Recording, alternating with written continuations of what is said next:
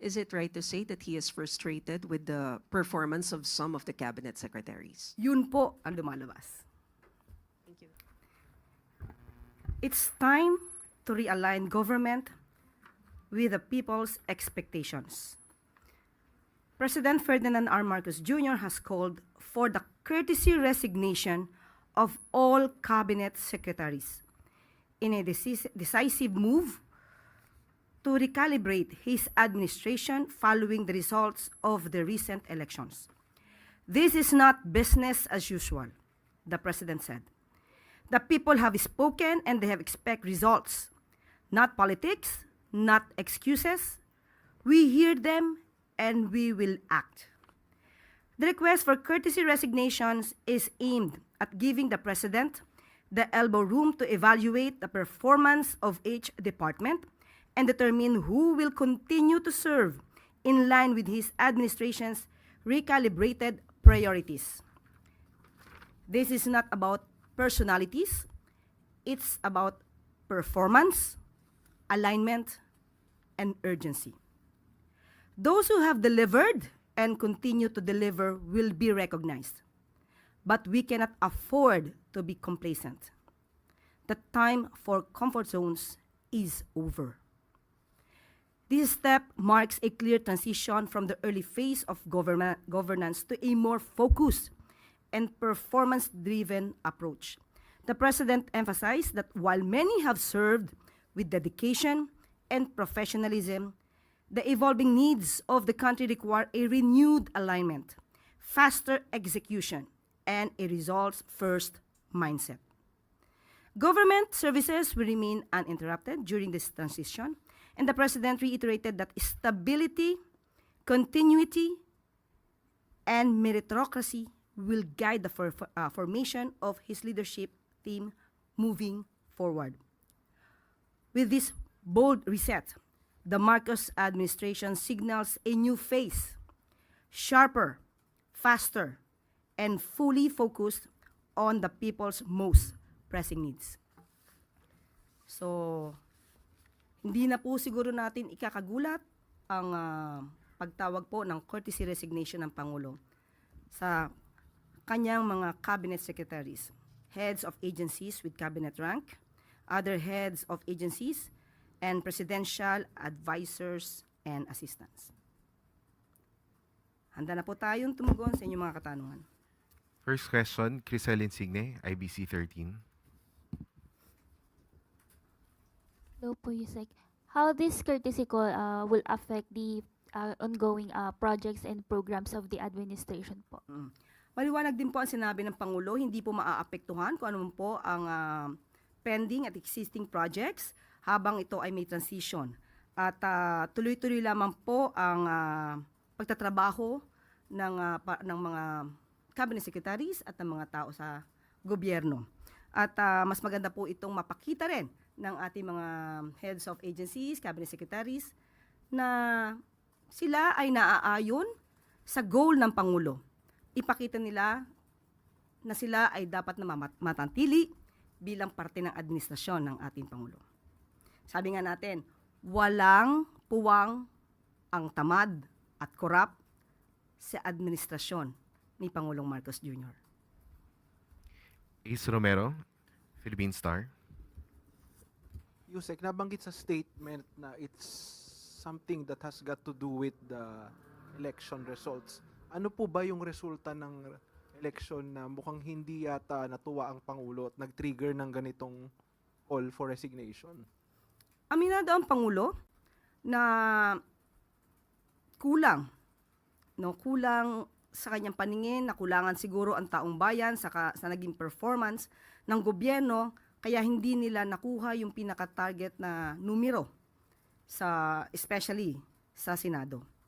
Pero kahit ano pa man yan, kung ano man maging resulta, ganito pa rin dapat ang gawin ng ating Pangulo, mas mapabilis pa rin ang performance ng administrasyon. Yun din po talaga ang nais ng ating Pangulo. Referring to 12-0 po yung number na sinasabi niyo, the target? Mas maganda kung 11-0. Yeah, mas maganda po. So hanggang kailan po kaya yung yung magiging action ng Pangulo? Yung kailan po namin malalaman yung magiging resulta ng inyong review sa performance? Kailan malalaman sino po yung mare-retain at sino po yung aalisin na sa cabinet? Kung mapapansin niyo po sa bawat salita ng Pangulo, ang gusto niya ay mabilisan.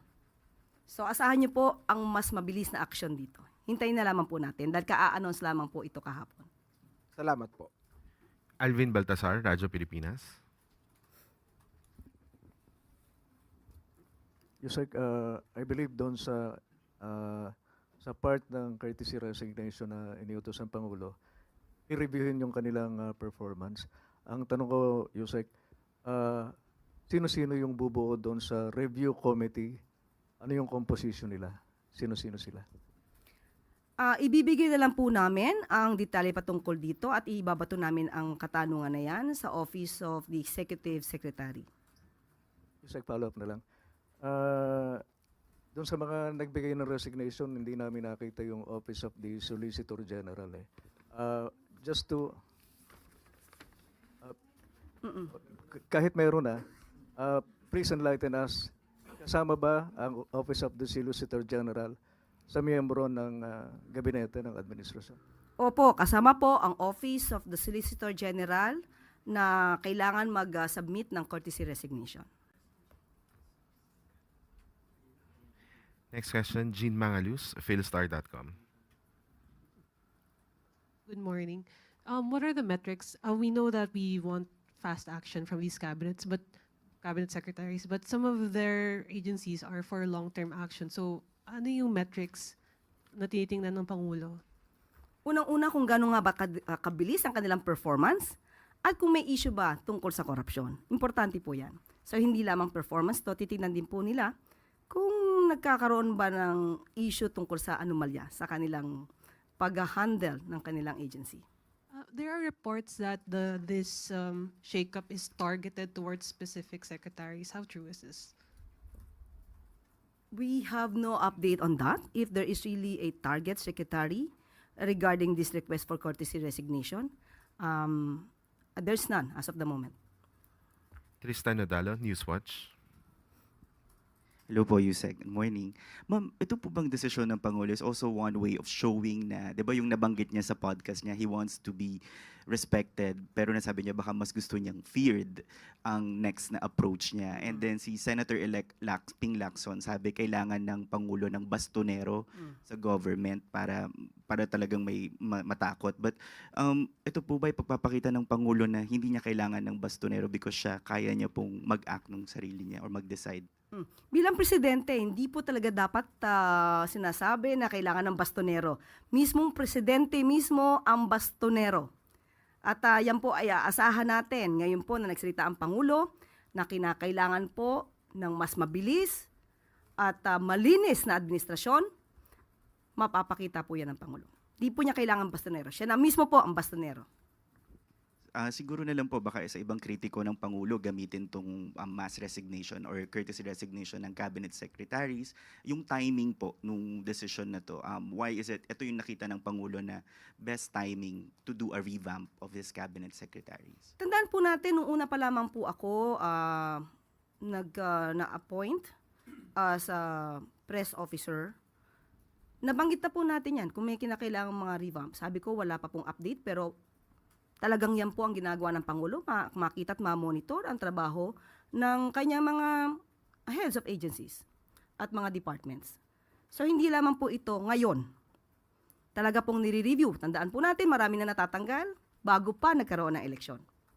Bago pa nangyari ang eleksyon. So siguro mas naramdaman lang naman Pangulo itong naging eleksyon na mas kailangan pa ng mas mabilis ang pagtatrabaho ang administrasyon para sa taong bayan. Maricel Halili, TV5.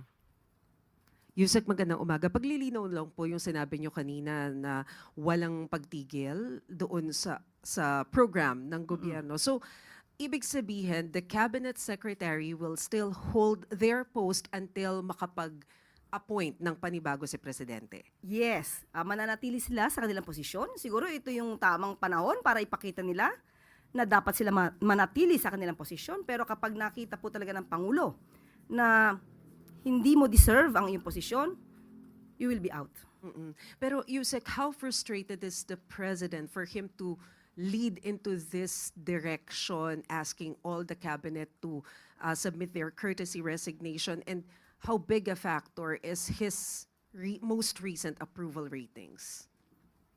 Approval ratings, ang recent, medyo mataas naman. So nakita naman natin na mataas pa rin ang tiwala ng taong bayan sa Pangulo. At hindi naman po kasi maganda rin sa parte ng Pangulo na isahin niya ang bawat sekretary, alamin kung ano ba ang performance mo, kaya dapat lahatan po ito. Para sabi nga nila magkaroon ng elbow room ang Pangulo sa pagpili ng tamang leaders na mamumuno sa kanyang administrasyon. Sorry, ma'am. Follow-up question, Eden Santos, Net25. Okay. Yusek, good morning po. Yung pong cabinet revamp, hindi po ba iyon layo na ilihis umano yung sisig sa Pangulo? Dahil kung binabanggit niyo po na yung performance ng ilang mga cabinet secretaries, since sila po ay nagsisilbing alter ego ng Pangulo, hindi po ba parang sa kanya rin yun na babalik? Kaya nga po tatanggalin. Para po mas mapaganda pa ng Pangulo ang performance ng kanyang administrasyon. Thank you po. Follow-up question, Gilbert Perdiz. Good morning po, Yusek. Nanawagan po si Senator Coco Pimentel kay Pangulong Marcos na maigi daw na talaga ng mga cabinet members na walang political ambitions at hindi nangangarap na mahalal sa 2028 elections. Anong reaksyon ng palasyo dito? Maganda pong suhestyon yan. Dapat po kasi nagtatrabaho dito, hindi pang sarili lamang, hindi pang negosyo, kundi para sa taong bayan. Magandang suhestyon po yan at malamang po ay kasama rin po yan sa magiging criteria ng Pangulo sa pagpili ng mga bagong cabinet secretaries. Thank you po. Follow-up question, Ira Pakaniban, DZRJ.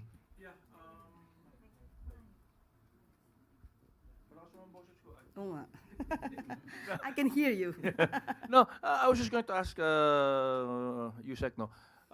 Sabi sweeping, pero there are some cabinet-ranked secretaries who have expressed na wala silang balak mag-submit ng courtesy resignation. I know of at least one who says na hindi naman ako cabinet secretary, Office of the President ako eh. So, kasali ba siya? Hindi ba siya kasali? Ano ba ang posisyon ng... Liwanagin po natin.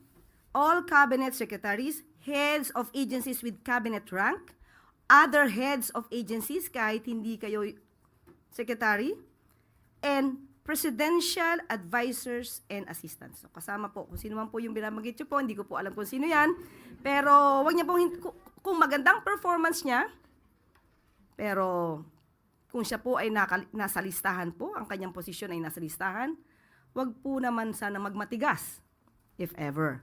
At kung maganda naman po ang performance niya, hindi naman po siya matatanggal. Kung hindi siya magbigay ng courtesy resignation, will it be deemed na courtesy resigned na siya anyway? Tingnan po natin. Hindi ko po alam kung ano po yung pinanggagalingan ng istorya ninyo. Sabihin ko na si Secretary Gadon, dun sa chat group, sinabi niya hindi siya kasali. Sa aking pagkakaalam, presidential advisor siya. At ang tawag sa kanya secretary. At sa aking pagkakaalam, personally po, ay kasama po. Sa akin lamang po yan. Thank you, ma'am. Follow-up question, Heidi Sampang, FEBC. Good afternoon, Yusek. Paano po natin parang sa mga taong bayan po, sa mga karaniwang mamamayan, paano po ito dapat na tanggapin or intindihin po nila yung pag-submit nga po ng courtesy resignation ng lahat ng mga cabinet? Baka lang po kasi may impression na unstable tayo, unstable po ang government po natin. Dapat mas matuwa po ang taong bayan dahil pinapakita po ng Pangulo na sabi nga natin, walang puwang sa gobyerno, sa administrasyon, ang tamad at ang korap. Mas maganda po at dapat tanggapin ng taong bayan na mapalitan ang mga ito ng karapat-dapat sa posisyon. At yun naman po ang kagustuhan ng Pangulo. Ito lahat ay para sa bansa at sa taong bayan. Follow-up question, Ivan Mayrina, GMA7. Yusek, ito pong recalibration ng prioridad. Can you tell us, ano ho kaya maaasahan ng mga tao that will come out of this call for a cabinet revamp? Anong mga prioridad po itutuon ng gobyerno ang kanilang trabaho from here on? Unang-una po, sa infrastructure, dapat po talaga matugunan, mas mabilis po dyan. Kung ano po mga serbisyo sa publiko, uunahin yan. Marami pong pwede sa edukasyon, infrastructure. So, hindi ko po maiisa-isa yan. Kung pwede pong gawin at gampanan ng Pangulo na masaayos ang lahat sa tamang oras at bago siya matapos ang termino, gagawin po ng Pangulo yan.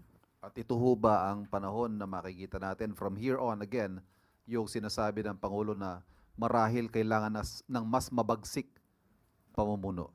Opo. Umpisa lamang to. Follow-up question, Sam Medinilla, Business Mirror. Good morning, ma'am. Na-mention po nila earlier na medyo may mga hindi aspect ng past 3 years na performance yung administration na hindi satisfied si Pangulo. Ano po kayang aspect nun na yung hindi satisfied si President? Is it security, economy, social welfare? Okay, sa ngayon po at wala po tayong pinakadetalye patungkol dyan at magkakaroon pa lamang po niya ng pag-i-evaluate. Kapag ka po nagkaroon na po ako ng anumang detalye patungkol po dyan, ibibigay ko po sa inyo kaagad. Tapos ma'am, dati nung nag-start pa po yung administration, naging concurrent po si Pangulo ng Department of Agriculture. May plans po ba siya na mag-take over sa some cabinet position? Ngayon po, wala po. Dahil ang sabi naman po ng ating Pangulo, tuloy-tuloy lamang po ang trabaho during this transition at hintayin na lamang po nila kung sila po ay matatanggal o hindi. Tapos last na lang for my part, ma'am. Na-mention po nila na lahat ng cabinet secretaries na nag-submit ng courtesy resignation magko-continue pa rin sa performance ng trabaho nila. Pero di ba, regardless kung mag-submit sila ng courtesy resignation o hindi, dati pa naman may power ang Pangulo na kung gusto niyang tanggalin yung cabinet secretary niya, pwede naman niya gawin yun, regardless kung may sinabmit na resignation letter o wala. Bakit kailangan pong magkaroon ng courtesy resignation? Para po lahat. Lahat. Ma-realize ng lahat kung sila ba'y nagkulang o hindi. Thank you, ma'am. Next question, Clay Perdilla, PDV4. Morning, Secretary. Other topic po. Can the Palace clarify whether the President is indeed planning to sit in the Bicameral Conference Committee? And how does the Palace view statements of other senators that even if the President is willing, he cannot and should not sit in the Bicam as the Constitution does not allow it po? Literally, he will not definitely sit during the Bicam meeting. This is just an expression to show to the people that he will keep an eye on the national budget for 2026.